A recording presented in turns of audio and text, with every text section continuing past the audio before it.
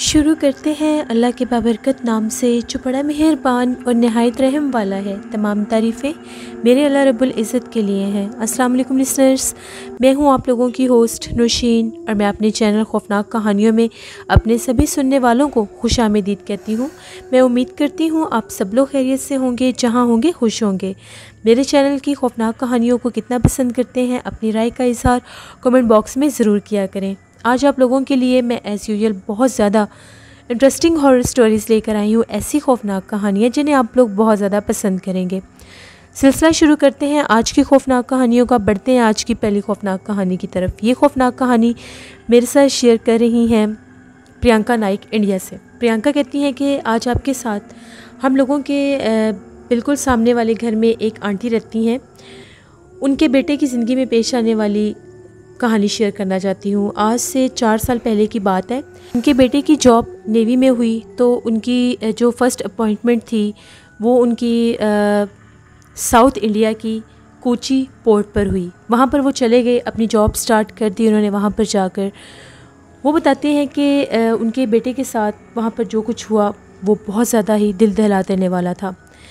उनके बेटे ने वहाँ पर जॉब स्टार्ट कर दी तो एक दफ़ा ऐसा हुआ, वो लोग उस पोर्ट के ऊपर सामान वगैरह शिपमेंट करवा रहे थे सामान की, तो वहाँ पर उन्होंने एक बहुत बड़ा पुराना सा एक बहुत बड़ा बहरी जहाज़ देखा और अपने कुछ लोगों से ये पूछने लगे कि ये जो साहिल समंदर पर इतना बड़ा पुराना बहरी जहाज़ है, आखिर ये यहाँ पर क्यों है और इसको हटाया क्यों नहीं गया। तो उनके साथियों ने, वहाँ पर उनके जो कोवर्कर्स थे, उनका ये कहना था कि ये जो बहरी जहाज़ है ये यहाँ पर बहुत ज़्यादा पुराना है। ये कह लो कि शायद यहाँ पर 100 साल से भी ज़्यादा पुराना है। ये बहरी जहाज़ आज सेब ज़दा है। समंदर में तूफ़ान आया था जिसके बाद इस बहरी जहाज़ में जितने भी लोग सवार थे वो सब मर गए। उसके बाद ये बहरी जहाज़ तैरता हुआ इस किनारे पर आ गया और तब से ये यहीं पर है। ये बहुत ज़्यादा आज सेब ज़दा है। इस बहरी जहाज़ पर जिन्नात, चुड़ैलों और बदरूहों का बसेरा है। अब वो पढ़े लिखे थे, वो इन बातों को मानते नहीं थे। उनका ये कहना था कि जिन्नात वगैरह, बदरूहें, ऐसा वैसा कुछ भी नहीं होता, ये सिर्फ इंसान के वहम होते हैं। जबकि उनके साथियों ने, कोवर्कर्स ने उनको ये कहा कि आप ये बातें बिल्कुल भी मत करें क्योंकि यहाँ पर बहुत से डरावनी आवाज़ें आती हैं और कोई भी इस बहरी जहाज़ के करीब नहीं जाता। उनके बेटे के दिल में एक तजस्सुस जागा और उसने ये कहा कि क्यों ना मैं वहाँ पर जाकर एक दफ़ा देखता हूँ आखिर वहाँ पर ऐसा क्या है। उसने अपना टॉर्च लिया और उस बहरी जहाज़ की तरफ चला गया। वो कहता है वो बैरूनी टूटा फूटा और वीरान सा बहरी जहाज़ बहुत ज़्यादा पुरसरार लग रहा था। जैसे मैं उसके अंदर गया, वो अंदर से बहुत ही ज़्यादा शानदार था। उसको देखकर यकीन ही नहीं होता था कि लोग इसके बारे में जो तारीख़ बताते हैं ये इतना ही कदीम और पुराना बहरी जहाज़ है। बहरहाल वो टॉर्च लिए उस बहरी जहाज़ का विज़िट करने लगे। जब वो उस बहरी जहाज़ में चल फिर रहे थे, उनको अपने आस पास कुछ आहटें महसूस हुई। ऐसा लग रहा था कि वहाँ पर कोई मौजूद है। वो बार बार अपने टॉर्च को घुमाकर इधर उधर देखते थे लेकिन उनको कोई भी नज़र नहीं आता था। वो कहते हैं कि जैसे ही मैं उस बहरी जहाज़ के एक हॉल में पहुंचा, वो एक बहुत बड़ा हॉल था। वहाँ पर बहुत ज़्यादा टूटा फूटा पुराना कुछ फर्नीचर भी था। उसको देखकर पता लग रहा था कि ये जगह कितनी कदीम और पुरानी है और यहाँ पर कोई भी नहीं आया। उसके कोने में मुझे किसी की सिसकियाँ लेने की आवाज़ आई। जब मैंने किसी के रोने की आवाज़ सुनी तो मैं उस तरफ बढ़ने लग गया। मैंने देखा वहाँ पर सफ़ेद लिबास में एक लड़की ज़मीन पर बैठी हुई थी, अपना चेहरा छुपाकर। मैं बहुत ज़्यादा घबरा गया कि ये लड़की यहाँ पर कौन है। जब मैं इस बहरी जहाज़ में आया था तो मैंने यहाँ पर किसी को नहीं देखा था। उन्होंने डरते डरते उस लड़की से पूछा कि आप कौन हैं और यहाँ पर क्या कर रही हैं। उस लड़की ने सर तो ऊपर नहीं उठाया और ये कहने लगी कि मैं यहाँ पर अपने मंगेतर का इंतज़ार कर रही हूँ। वो मुझे यहाँ पर छोड़ गया है और ये कह रहा था कि मैं अभी आ रहा हूँ। उसको गए हुए काफ़ी ज़्यादा देर हो गई है और वो अभी तक वापस नहीं आया। उनका ये कहना था कि ये जगह तो बहुत ज़्यादा सुनसान और वीरान और पुरसरार है। आप यहाँ पर अकेली क्या कर रही हैं? आप यहाँ से बाहर आ जाएं, मैं आपको यहाँ से बाहर ले जाता हूँ। जैसे ही वो कहते हैं कि मैं उसके करीब जाने लगा और उसको मैं ये कहने लगा कि आप बाहर आ जाएं, उसने अपना चेहरा ऊपर किया। उसका चेहरा इस हद तक खौफनाक था, इस हद तक भयानक था कि उसको देखकर उनके बेटे के हवास, वो अपने हवासों पर कंट्रोल ही नहीं रख सका और उसने वहाँ से भागना शुरू कर दिया। जैसे ही उसने वहाँ से भागना शुरू कर दिया तो उसको अपने एतराफ़ से बहुत ही ज़्यादा डरावनी आवाज़ें सुनाई दे रही थी। बहुत से लोग थे जो चीखों पुकार कर रहे थे और बार बार ये कह रहे थे, हमें बचा लो, हमें बचा लो, हमें यहाँ से ले चलो। उनको ऐसा लग रहा था कि उनके पीछे न जाने कितने वजूद भाग रहे हैं, बहुत से स्याह साए उनके इर्द गिर्द भाग रहे थे। वहाँ से उन्होंने भागना शुरू कर दिया। उनको रास्ता भूल गया कि मैं किस साइड से आया था और मुझे किस साइड पर जाना है। जिस रास्ते की तरफ से जाते थे वही लड़की उनको बार बार सामने नज़र आ रही थी। जैसे कैसे करके वो उस बहरी जहाज़ से बाहर निकले और उनकी हालत बहुत ज़्यादा ख़राब थी। भागते भागते अपने ऑफ़िस में आए और वहाँ पर आकर ये बात सबको बताई। ऑफ़िस के सभी लोगों ने उनको बहुत ज़्यादा डांटा और वो लोग ये कह रहे थे कि ये बहरी जहाज़ इस हद तक आसेफ ज़दा है कि बहुत दफ़ा लोगों ने इसको तोड़ने की कोशिश की है।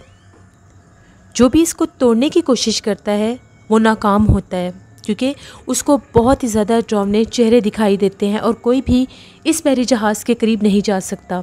आंटी बताती हैं उनके बेटे की तबीयत बहुत ज़्यादा ख़राब हो गई। उन्होंने कुछ दिन की छुट्टी ली और वह वापस आ गए। उनके दिल में उस जगह को लेकर इतना डर बैठा कि उन्होंने अपनी ट्रांसफ़र करवा ली और मुंबई सी पोर्ट पर अपनी ड्यूटी लगवा ली। ये एक स्टोरी थी जो आंटी ने अपने बेटे की शेयर की। इसी तरह से आंटी कहती हैं 1970 की बात है। एक दफ़ा वो लोग कोलकाता गए हुए थे। वहाँ पर उन लोगों ने एक रिज़ॉर्ट में रूम बुक करवाना था। बहुत शदीद सर्दी के दिन थे। तो वो बताते हैं कि हम लोगों को कोई भी रूम नहीं मिल रहा था। एक जगह पर पता चला तो वहाँ पर सारे रूम्स बुक थे, लेकिन एक रूम खाली था।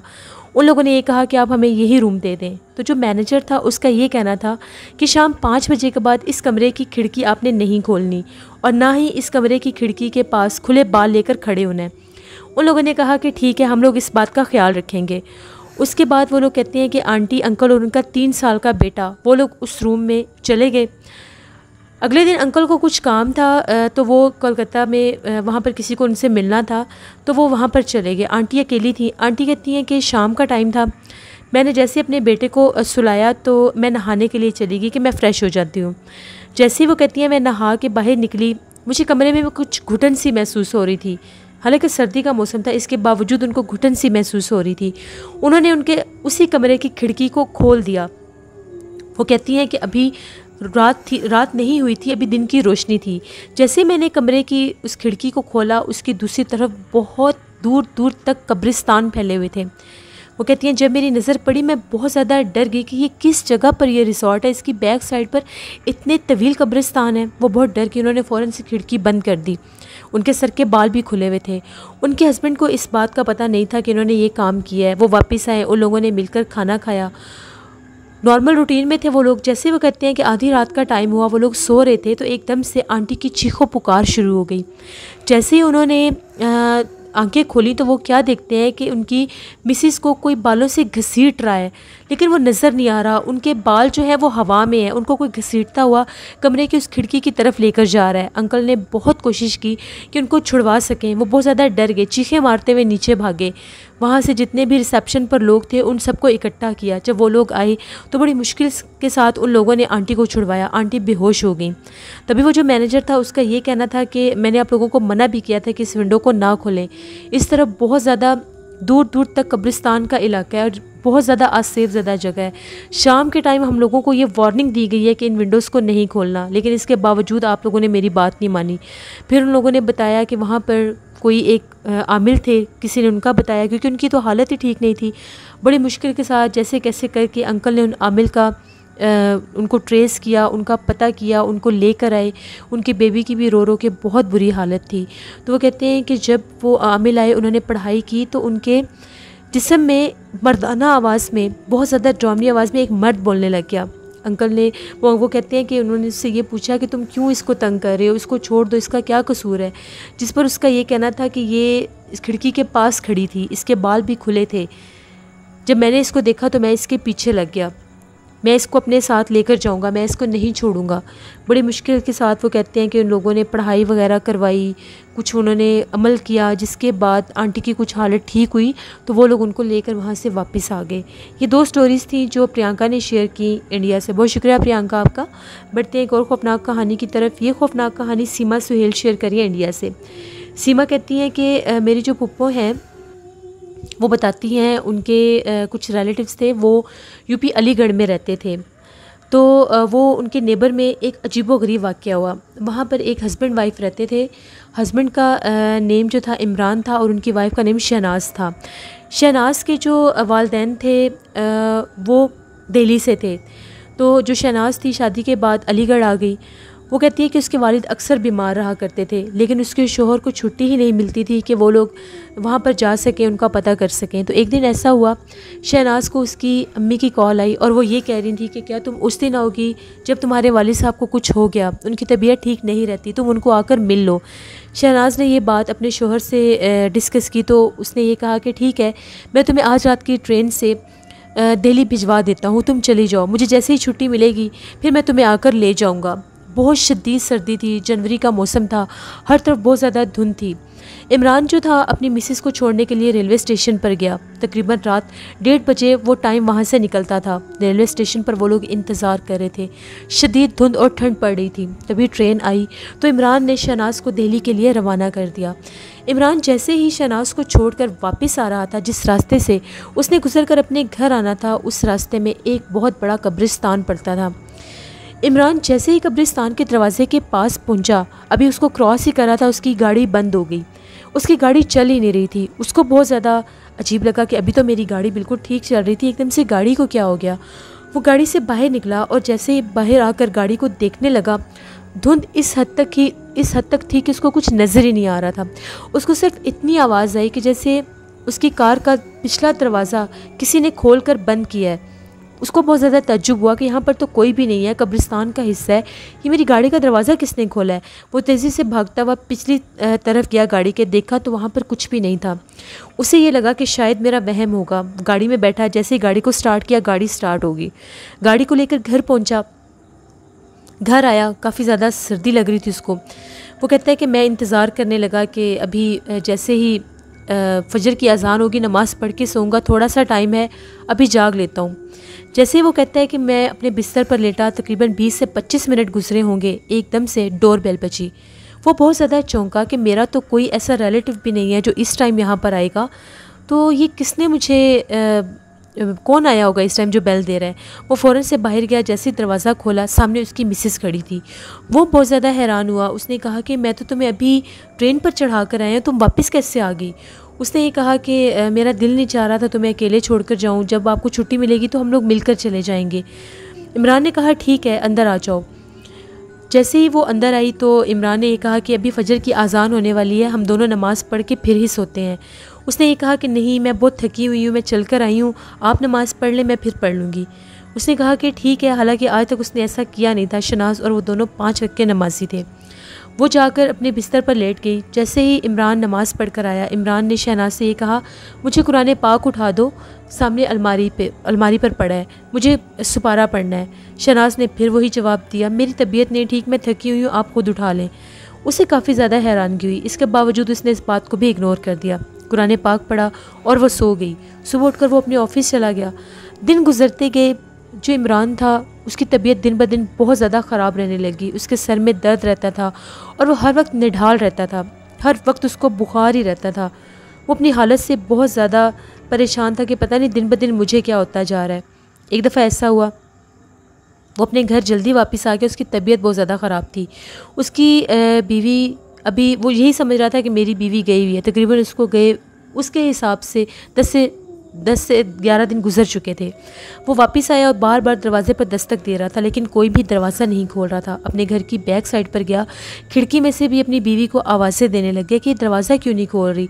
तभी एकदम से उसको अपनी बैक साइड से शहनाज की आवाज़ आई और वो ये कह रही थी, तुम इतनी जल्दी आ गए हो आज। उसने ये कहा कि हाँ, मैं जल्दी आ गया हूँ, लेकिन तुम कहाँ पर थी। उसने ये कहा कि मैं ज़रा रेलवे स्टेशन पर गई हुई थी। खैर, उन दोनों की आपस में बात हुई। उसने दरवाज़ा खोला, वो लोग वापस आ गए। वो कहता है कि मैं अपने रूम में ही बैठा हुआ था तो एकदम से मेरी नज़र पड़ी, हम लोगों का जो PTCL फ़ोन था, उसकी जो वायर थी वो किसी ने निकाली हुई थी। उसने इस बात पर भी इतना गौर नहीं किया, उसने वो वायर लगा दी। अगले दिन ऑफ़िस गया तो उसको ऑफ़िस के नंबर पर कॉल आई। जैसे उसने कॉल अटेंड की तो शहनाज कह रही थी कि मुझे इतने दिन हो गए तुमसे रब्ता नहीं हुआ, मैं बहुत ज़्यादा परेशान थी, सब खैरियत है ना, घर का फ़ोन भी नहीं मिलता, और जब आपकी ऑफ़िस में कॉल करती हूँ तो आगे से ये लोग कहते हैं कि आप जा चुके हैं, आप इतनी जल्दी क्यों चले जाते हैं। इमरान बहुत ज़्यादा हैरान हुआ। इमरान ने ये कहा कि तुम मेरे साथ मजाक कर रही हो, तुम तो घर में ही हो, तुम तो गई ही नहीं, तुम तो उसी रात वापस आ गई थी। शहनाज ने ये कहा कि मैं 15 दिन से अपने वालिद साहब के घर में हूँ, मैं दिल्ली में हूँ, मैं तो अलीगढ़ में हूँ ही नहीं। जिस पर इमरान ने ये कहा, फिर वो कौन है जो मेरे घर में तुम्हारे रूप में रह रही है। शहनाज ने ये कहा कि उस पर इस बात को जाहिर मत होने देना कि वो कौन है, वरना वो तुम्हें जानी नुकसान भी दे सकती है। आप बस इंतज़ार करो, मैं शाम होने से पहले यहाँ से किसी आमिल साहब को लेकर पहुँच जाऊँगी। उन लोगों ने फ़ौरन से तैयारी की। शहनाज दिल्ली से किसी आमिल साहब को लेकर वहाँ पर पहुँची। जैसे ही वो घर पहुँचे तो उसका शौहर उसके इंतज़ार में ही था। वो कहते हैं जैसे हम लोगों ने घर का दरवाज़ा खोला तो जो शहनाज के रूप में उनके घर में रह रही थी और वो इंतहाई खौफनाक चेहरे वाली कोई औरत थी। वो हंस हंस कर ये कह रही थी कि तुम्हारी किस्मत अच्छी है जो तुम बच गए हो, वरना आज 15वां दिन था और आज मैंने तुम्हें जानी नुकसान पहुंचा देना था। मैं आहिस्ता आहिस्ता तुम्हारा खून ख़त्म कर रही थी और आज मैंने तुम्हें अपने साथ ले जाना था। वो जो आमिल थे उन्होंने पढ़ाई शुरू की और उसके ऊपर पढ़कर एक पानी दम करके फेंका। उसका चेहरा निहायत खौफनाक हो चुका था और उसका कद भी बतदरीज बढ़ रहा था, लेकिन वो जो आमिल थे वो पूरा बंदोबस्त करके आए थे। उन आमिल ने वहीं पर पढ़ाई की और उसको जलाकर राख कर दिया। उसके बाद उसके राख को लेकर वो आमिल वहाँ से चले गए। इमरान बहुत ज़्यादा सख्ते में था, बहुत ज़्यादा खौफज़दा था कि मेरे साथ हुआ क्या है। वो लोग इतना ज़्यादा डरे कि उसी रात वो लोग वापस उस घर को छोड़कर दिल्ली रवाना हो गए। उसके बाद उन लोगों ने दोबारा अलीगढ़ का कभी रुख ही नहीं किया।